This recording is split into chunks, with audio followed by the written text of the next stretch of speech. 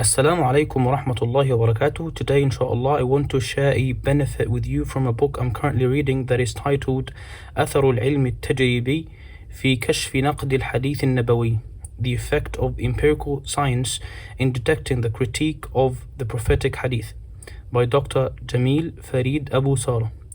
And this benefit is very important because it has to do with a very common misunderstanding to the methodology of the hadith scholars. Because some of the people, they misunderstand the way of the hadith scholars. They think that the hadith scholars, they only care about the chain of transmission and they do not give any heed. They do not care about the matn or about what's being transmitted. And here the book is giving an example for a case where you're having a contradiction between a hadith ظني الثبوت, يعني a hadith that is uncertainly verified to be authentic, and an empirical, categorically verified empirical fact.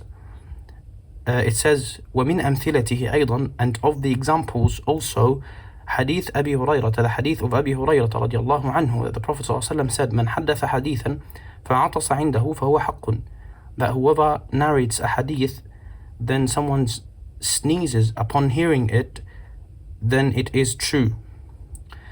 And Ibn al-Qayyim, one of the scholars of hadith, rahimahullah, he's commenting on that. He says, هذا وإن صحح بعض الناس سنده فالحس يشهد بوضعه لأن نشاهد العطاس والكذب يعمل عمله ولو عطس 100,000 رجل عند حديث يروى عن النبي صلى الله عليه وسلم لم يحكم بصحته بالعطاس ولو عكسوا عند شهادة زور لم تصدق.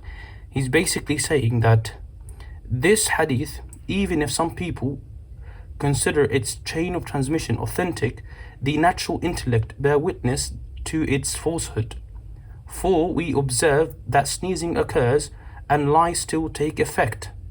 Even if 100,000 men were to sneeze upon hearing a narration attributed to the Prophet ﷺ, that would not establish its authenticity. And if they were to do the opposite, they would not sneeze upon hearing false testimony, that would not make it true.